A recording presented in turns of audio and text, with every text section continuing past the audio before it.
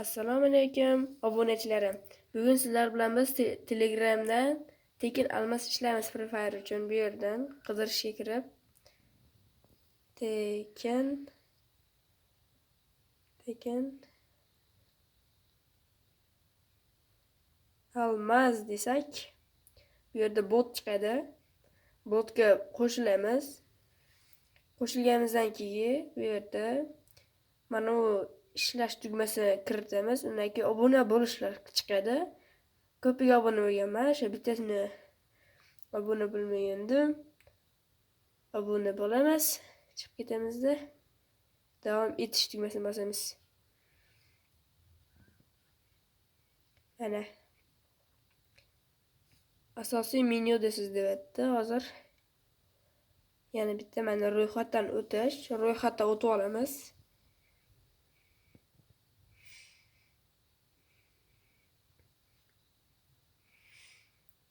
Ro'yxatdan o'tish.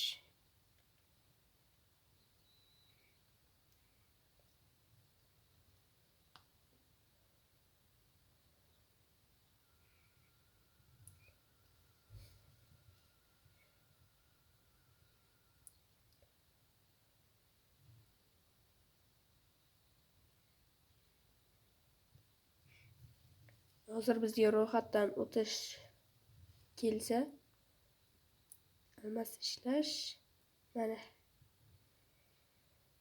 bu yerda mana do'stlaringizni taklif qilib almas olishingiz mumkin. Misol uchun mana birorta do'stingiz.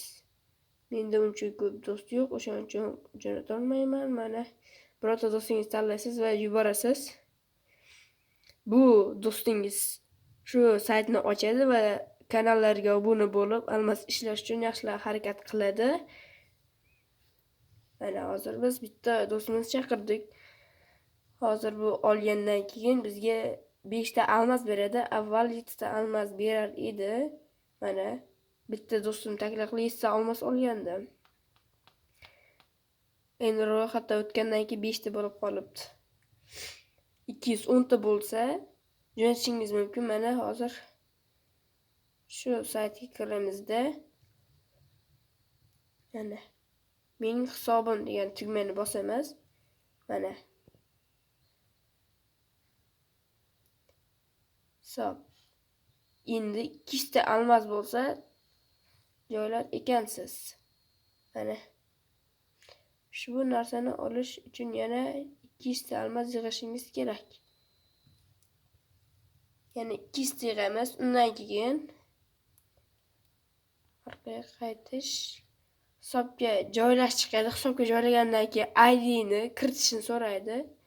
ID ni kiritamiz. Va shunday qilib almas tushirib olishimiz mumkin.